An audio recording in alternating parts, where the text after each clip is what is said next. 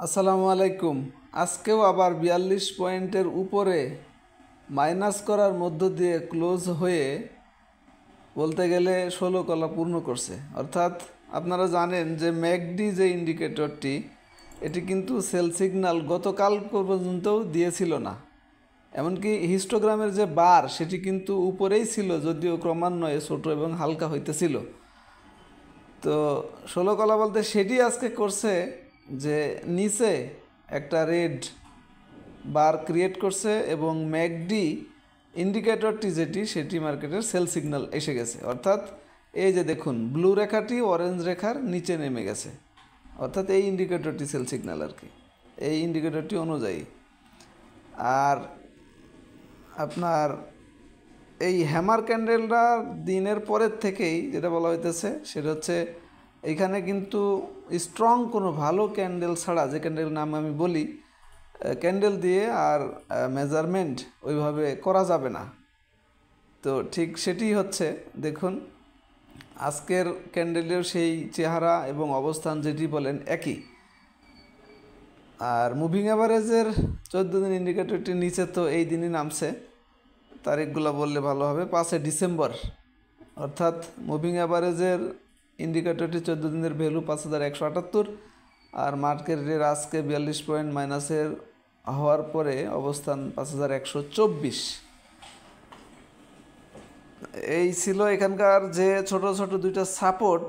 আপনারা জানেন এই 5176-এর যে সাপোর্টটি এবং আজকে যে সাপোর্টটি ভাঙছে 5130-এর, মার্কেটের অবস্থান যেহেতু 124, এই ছোট ছোট সাপোর্ট দুটি যদিও, তো দুইটাই সাপোর্টই কিন্তু আজকে 42 পয়েন্ট মাইনাস হওয়ার মধ্য দিয়ে দুইটা সাপোর্টই ভাঙছে। একটা তো আগেই ভাঙছে, আজকে একটা ভাঙছে যেটা 130। এখন তাহলে পরবর্তী সাপোর্টটা কোথায় হবে? পরবর্তী সাপোর্টটা আপনার 5056 একটা, যদি ওই ক্যান্ডেলের লো ধরেন তাহলে দেখবেন 5056, তারিখ হলো 11 জুন 2024। আর এর নিচেরটা যদি ধরতে চান, অর্থাৎ যেখান থেকে মার্কেটটা একটু ঘুরেছিল সেই ক্যান্ডেলটার নিচের অংশ 28 অক্টোবর, এটার হচ্ছে আপনার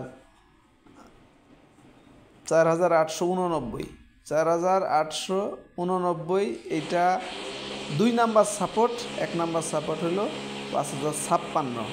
আশা করি বুঝতে পেরেছেন। ভলিউম, ক্যান্ডেলের চেহারা এবং তার অবস্থান, হিস্টোগ্রামের বার এবং দুইটা ইন্ডিকেটর সাথে সাথে সাপোর্ট দুইটা। এখন এই অবস্থার মধ্যে দিয়েও আপনারা দেখতেছেন কিছু কিছু স্টক কিন্তু একটু মুভমেন্ট করার চেষ্টা করতেছে।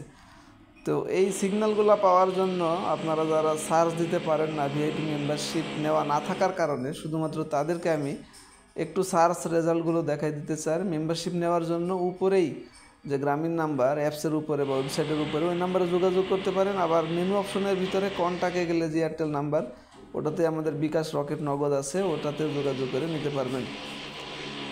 এই ছিল মুভিং অ্যাভারেজ 14 দিন ইন্ডিকেটরটি অনুযায়ী। এরপরে ম্যাকডি অনুযায়ী যদি দেখেন, আজকে মাত্র একটা, তাও এসএমই স্টক, মার্কেট মাইনাস হওয়ার কারণে আপনারা বুঝতেই পারতেছেন। আর একটা হলো এনগালফিং, এখানে কিন্তু ইম্পর্টেন্ট অনেক স্টক আসে। আজকে মূলত দুইটা এসএমই স্টক বাদ দিলে, এইচআর টেক্সটাইল, ইন্টারকো বাদ বলতে আপনারা যারা এসএমই কিনেন না তাদের জন্য, যারা কিনেন তারা তো দেখতেই পাচ্ছেন এই দুইটা এনগালফিং অনুযায়ী বাই সিগন্যাল দিয়েছে এই স্টক দুইটা। আর একটা আমি রিসেন্ট দেখাইতেছিলাম আপনাদের বি ক্যাটাগরিজ থেকে, সেখানেও কিন্তু আরও দুইটা যোগ হয়েছে এইচআর টেক্সটাইলের সাথে সাথে। আশা করি সার্চ রেজাল্ট, অফার এবং মার্কেট সম্পর্কে ক্লিয়ার একটা ধারণা পেয়েছেন। ধন্যবাদ সবাইকে, ভালো থাকবেন। আসসালামু আলাইকুম।